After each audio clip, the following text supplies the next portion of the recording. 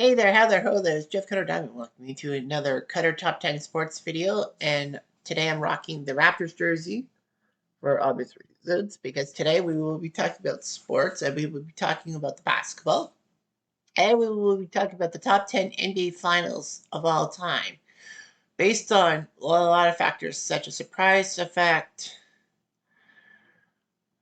grand moments, and franchise stuff.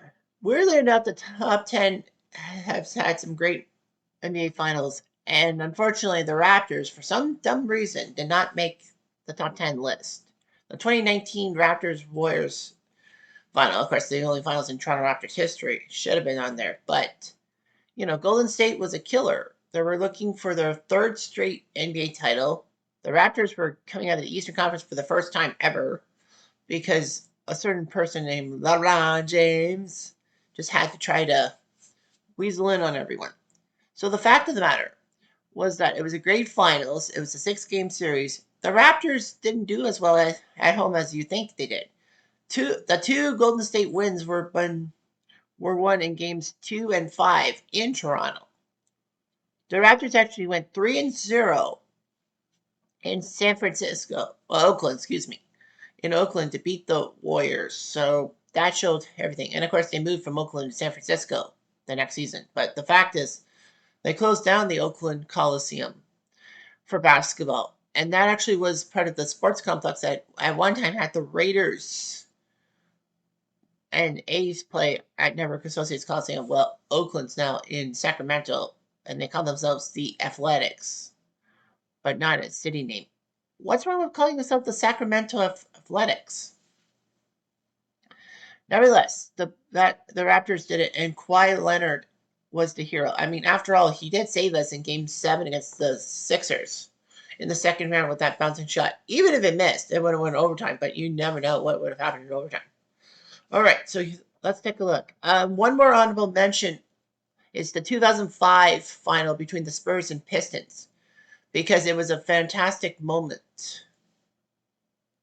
Like, the Pistons were going for back-to-back titles. The Spurs came in, and Robert Horry left all alone for that three-pointer, and he made it. All right, so let's go to the top 10. Number 10 is the 2008 final between the Celtics and the Lakers. It won't be the first or last Celtics-Lakers final, but the fact is that the 2008 series marked the renewal of a classic rivalry. The Celtics were faltering quite a bit in the 90s, especially with Larry Bird retiring and all that. The Celtics thought they always had a dark cloud over their heads and all that. Paul Pierce was the face of the Celtics, being drafted by the Celtics. However, the Celtics decided to rebuild themselves by putting the Big Three format, becoming one of the first with the Big Three. They picked up Ray Allen from the Bucks, and they even picked up Kevin Garnett from the Timberwolves in like a 5-for-1 trade. So KG always wanted to get to the NBA Finals. After all, Minnesota was not the best team around. Anyway, they faced Kobe Bryant's Lakers. Paul Pierce had to be taken off the court in Game 1 on a wheelchair. People thought he was injured, but unfortunately, years later, it was actually revealed that Paul Pierce had shit himself. Boston made a 24-point comeback in Game 4, and then in Game 6, back at the Garden, they put up a 131-92 win, crushing the Lakers. And it was like not even close. The Celtics knew how to do it. And of course, Kevin Garnett's post-game interview was amazing when he said the immortal words, and anything's possible. Anything's possible! Oh my God! Kevin Garnett got his title. Number 9, another Celtics-Lakers matchup. It's the 1969 one. This was Bill Russell's final year as player. He was even coach of the Lakers for a few years. I mean, coach of the Celtics. So he was player coach of the Celtics. The Celtics were aging, considered underdogs, and basically, their time had been up since the 60s. Well, from the late 50s to the early 60s, they had won 8 straight titles. 1967, Philly screwed them over, but the Celtics won the 68 championship. So the Celtics would have to face the Lakers, who had Will Chamberlain in a trade with the Sixers in 1967, Jerry West, who they drafted from West Virginia, and Elgin Baylor from the University of Seattle. But anyway, Celtics Lakers were huge and all that. Game 7, LA fabulous form. Lots of balloons being sent by Jack Kent Clark to be released and all that. Russell and the Celtics shocked the Lakers in Game 7 to collect Bill Russell's 11th final championship as a player. Jerry West, in fact, won Finals MVP despite being on the losing team. And the only time this has happened, because I think that's the only time it's been set up to happen that way. And who could forget Game 7 with Don Nelson, future legendary head coach of the NBA, making a shot, and then it bounced up high off the rim and then down into the bucket. That lucky bounce was huge. They did release the balloons from the rafters, because they might as well. So yeah, that's what happened. Number 8 is the one after that, the 1970 finals between the New York Knicks and the LA Lakers. It was amazing. The Knicks and Lakers were having a big rivalry. It is New York versus Los Angeles, after all. I mean, you had the LA Dodgers versus New York Yankees be a big rivalry whenever possible. In football, you had like the Giants versus the Rams. And in hockey, you had the Rangers and Kings at times. The Knicks and Lakers were tied after 6 games. Unfortunately for the Knicks, they lost their center, Willis Reed, to a massive torn thigh muscle. Reed couldn't do much in Game 6. He had to sit out, and the Lakers took advantage of it. However, the Knicks had Game 7 on home turf, and they were looking to put it away. And Reed limped onto the court to start the game, and the ABC crew with Chris Schenkel in tow were shocked that happened. But Reed would limp and put up the first 2 Knicks baskets, while Clyde Frazier was inspired by this and put up a 36-point, 19-assist thing in Game 7, and the Knicks bulldozed the Lakers to win their first ever NBA title. In 1973, they would win their second title against the Lakers and have not won since. Number 7 is the 1994 final between the Rockets and the Knicks, Houston versus New York. MJ had left before the start of the 93 training camp and all that. He retired, and people were shocked because he just came off of a third NBA title. But there were many reasons why MJ left. The major one was that his father died while on the roadside, on the side of the road in July 93 when he was sleeping in his car because he was trying to make it to his friend's wedding and all that. And 2 guys decided to burgle the car and shoot James Jordan. MJ left to play minor league baseball because that's what his dad wanted him to do. Tried to be a baseball player. And MJ could have played in the majors if the replacement players thing happened in 95, which it didn't. But he didn't want to cross the picket line. Nevertheless, the 94 playoffs were massive because, who would win? Seattle was the king of the 94 season in the Western Conference, but choked in the first round against the Denver Nuggets, and the Nuggets becoming the first 8 seed to beat a 1 seed in the NBA playoff series.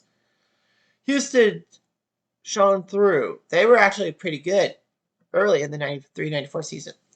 They did it. The Knicks were pretty good in 93-94, so it was Houston, New York. It was Olajuwon versus Ewing, who would battle the paint and each other. It was a rivalry set in stone from the college days, as Hakeem for the University of Houston and Patrick for the University of Georgetown did fight on several occasions. It was a Game 7 event. The defensive intensity. The Knicks won Game 5 in the background of the whole O.J. Simpson Bronco chase. And it looked like the Knicks were going to win the title, take down Houston. However, Hakeem Olajuwon managed to deflect John Starks' 3-point attempt that would have won the game and the series for the Knicks. And then in Game 7, Starks may have had a psychological block because he couldn't make 3-pointers to save his life, and the Rockets won Game 7. Rudy Tomjanovich got his title as an NBA head coach, and Houston could remove that choke city label that was given to all their sports. I mean, the Houston Astros were a decent team in 94, if only the baseball strike hadn't happened. Anyway, number 6 is the 1993 one between the Bulls and Suns, the previous year when MJ got his third straight ring. So 93 is massively underrated and all that. I could have easily put the Raptors on this list. But yeah, the 93 one was underrated. Charles Barkley was traded from Philadelphia to Phoenix because he had basically burned a lot of bridges in the Sixers organization. And Phoenix sent, was it Hornacek they sent back? Well, they sent somebody back. But nevertheless, Barkley was in Phoenix, and Phoenix was getting their power up. And Barkley was named MVP of the league. The Bulls were just, well, the Bulls. They didn't suffer any massive effects of things. They did have a tough series against the Knicks, but MJ put up a baseline dunk over John Starks, which was amazing. And the Knicks had a chance to win game 5, was it? But they kept missing shot after shot, even though it was like 5 or 6 feet from the hoop. And then the Bulls pulled it away. But yeah, it was Bulls versus Suns. It was pretty good. It was a 6-game massive fest between Barkley and MJ. Game 3 was remembered for triple overtime and Dan Marley coming out of freaking nowhere to put up 3-pointers in triple overtime and beat the Bulls. So it was game 6 in Phoenix. Suns were up by 2. They expected MJ to have the ball because, it's MJ. But little did they know that MJ would sneakily pass the ball to a very wide open John Paxson. And he made the 3-pointer that was the eventual winning bucket for the Bulls over the Suns. And, you got to listen to the Chicago Bulls announcers, the radio announcers and all that. They captured the feeling a lot better than Marv Albert did.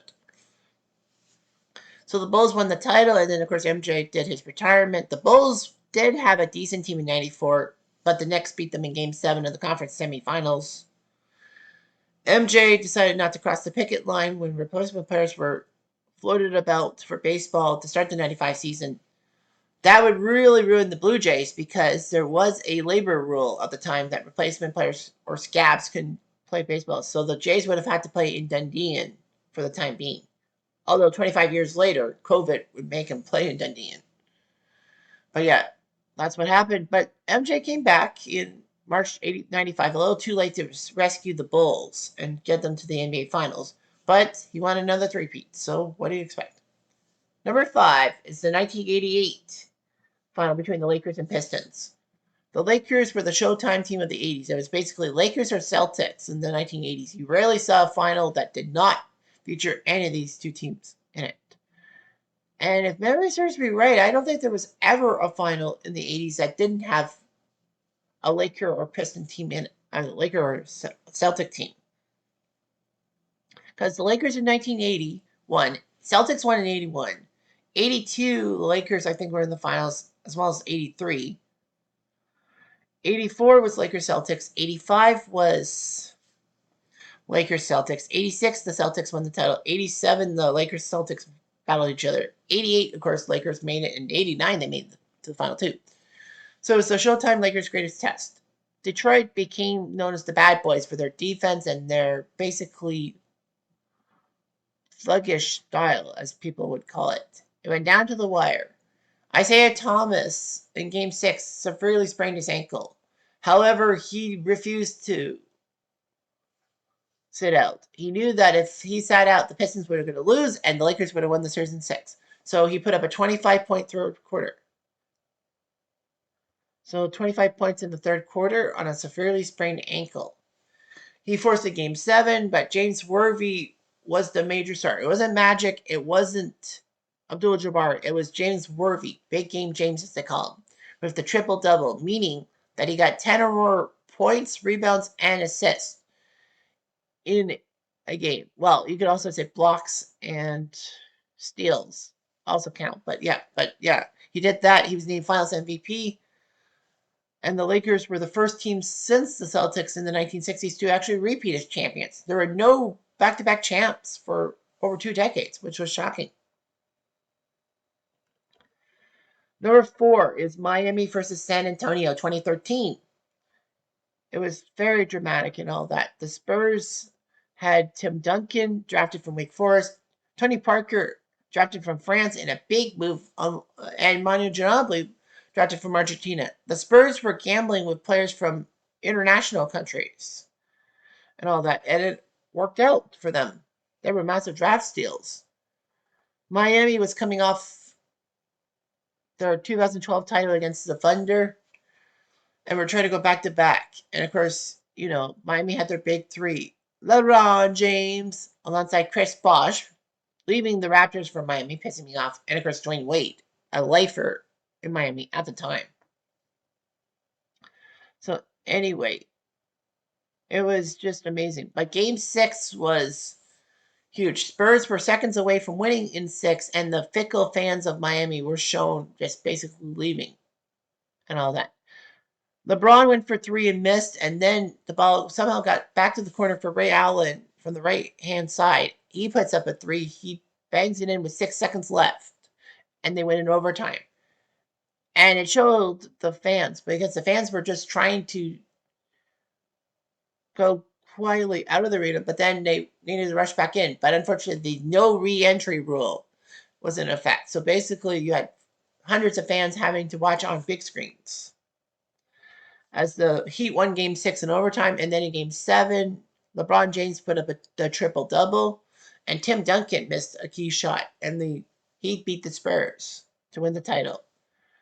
So it was back-to-back titles for Miami, back-to-back titles for LeBron, but in 2014, they lost to these same Spurs.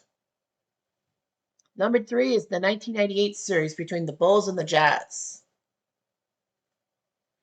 So 97 was dramatic enough as is with Bulls and Jazz, including 2 key shots with less than 5 seconds left.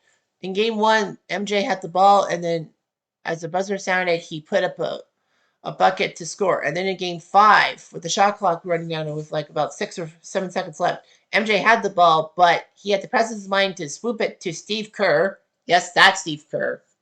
And he made the bucket to win the 97 title. So 98 was going to be different. MJ was nearing the end. People didn't know at the time, but yeah, MJ was going to leave the NBA. Utah would be back to face the Bulls for the second straight year. It was a tightly contested series and all that. Scottie Pippen actually had a massive back injury and kept playing through it. The Bulls and Jazz went to a Game 6, and MJ made that Game 6 performance. It wasn't just the game winner and the steal from Karl Malone, and the fact that maybe he did push up on Byron Russell. It was the fact that he scored 45 points. He was basically taking the team on his back like he normally does. Yeah, MJ's shot was amazing. Bob Costas, who was doing play-by-play with Marv Albert being booted for his sexual assault of women, which was consensual, but it was kind of awkward. Nevertheless, MJ was a hero for the Bulls, and people didn't know this would be the last ride for the Bulls. Scottie Pippen couldn't stand the heat in Chicago because he was always going to be compared to MJ, so he left for Houston. Well, Portland, then Houston. Or was it the other way around? Houston, then Portland. I don't remember. But anyway, yeah, the Bulls team was dismantled, and the 99 squad just was terrible. A lot of people said that Jerry Krause, the GM of the Bulls, basically mishandled the Bulls after MJ decided to retire for the second time, but not the last time. And the Bulls and MJ were 6-0 in the finals. It's hard to believe that, yeah, MJ was 6-0 in the finals, and the Bulls were 6-0 in that run, the 6 titles in 8 years. But did you know that the Bulls never played in an NBA Finals other than the 90s? That's right. The Bulls have the record for most NBA titles without a loss in the finals, with 6. Not the Celtics, not the Lakers, not even the Pistons. It's the Bulls. Look it up, people. Number 2 is the 84 clash between the Celtics and Lakers. The Lakers and Celtics were decent at different times and all that. But this was the first time they were really going to go toe-to-toe in the finals for years. Larry Bird and Magic Johnson, who were rookies in 1980 at the same time, would finally get their matchup. Of course, it was always big with Bird versus Magic for NBA viewing, and CBS jumped on it with their massive TV deal. And it also helped that Bird and Magic face each other to play for the 1979 NCAA national title, as it was Indiana State, a school you didn't really think would make it NCAA final, with Larry Bird, facing Mike Magic Johnson and the Michigan State Spartans, a decent school before Tom Izzo. And they even had a Canadian on that squad, Mike Berkovitz from Windsor. He was in the starting lineup. But nevertheless, the Celtics had a big man with Robert the Chief Parrish, who was traded from Golden State to Boston for the number one draft pick in 1980. And that was Joe Barry Carroll, or as Golden State fans remember as Joe Barely Cares. And with the number 3 pick that Golden State gave the Celtics in that deal, in the Robert Parrish deal, they drafted Kevin McHale.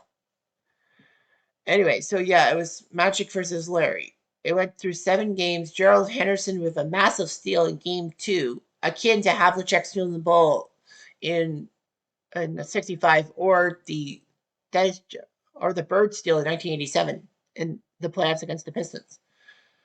It was huge. Boston Garden was sweltering because they didn't have air conditioning. It was an old stadium built in the 1920s. Anyway, Bird put up 29 points, 21 rebounds in a grueling Game 7, and they managed to beat the Lakers. It was the template for the 1980s battles between the Celtics and Lakers. Lakers would get the revenge in 1985, the year of my birth, despite losing Game 1 badly in what was called the Memorial Day Massacre.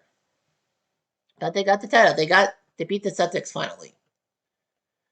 Anyway, the number 1 NBA Finals, and I think a lot of people wanted this to happen, and it will happen. It's the 2016 one between the Cavs and the Warriors.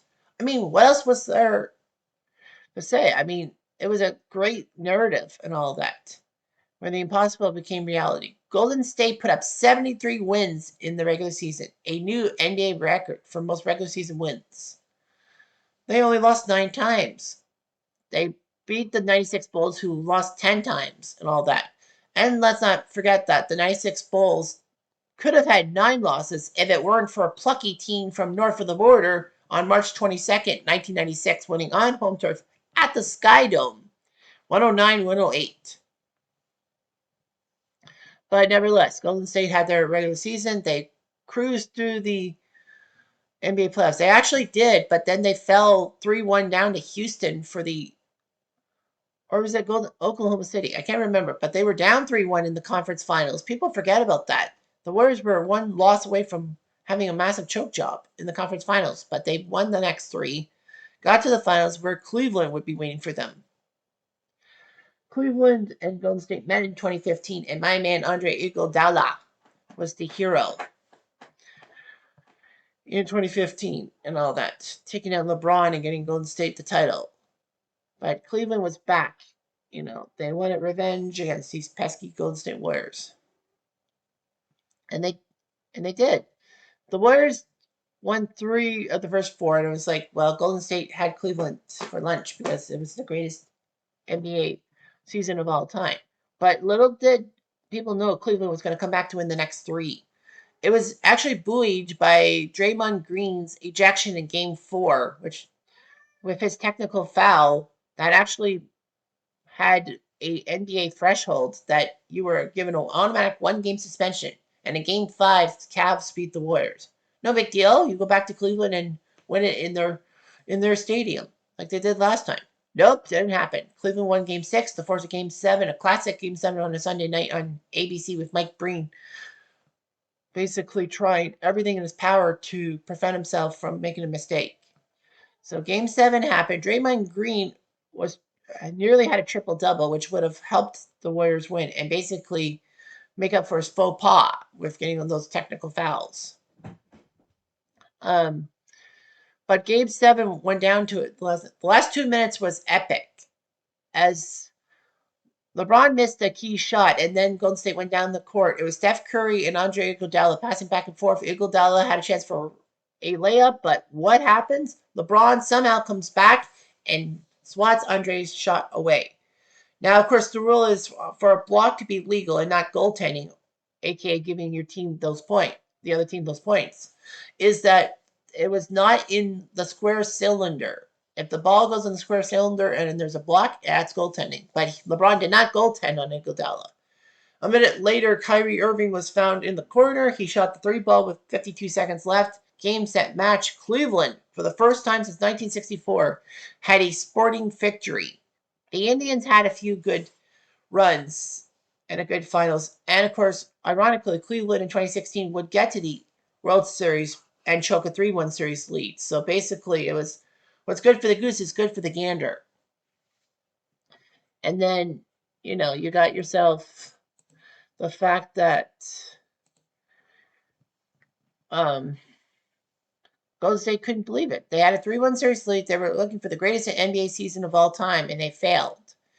And it's ironic because every one of the big four sports teams with the most regular season wins in that season actually did not win the title. For hockey, Boston's 65 wins in 2023 did not equate a title. They blew a 3-1 series lead to Florida in the first round of the series. I saw Vegas win the Stanley Cup. The Patriots went 16-0 in 2007. I should know, I'm a Patriots fan, and choked in the Super Bowl to the Giants. Basketball, you didn't know you had Golden State and all that. And in baseball, 116 wins by the 2001 Mariners. They didn't even get to the World Series. So, that was just massive. The good news for Golden State was that they got revenge on Cleveland in 2017 and almost went undefeated throughout the playoffs. I think that was the year they only lost one game, and that was in the finals. But the fact of the matter is that, it's a classic finals. It's not just because it's modern and only 9 years ago, but the fact that it was dramatic.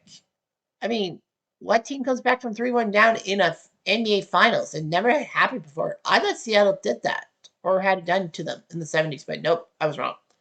Dead wrong. Anyhow, I'm Jeff Diamond. Adieu.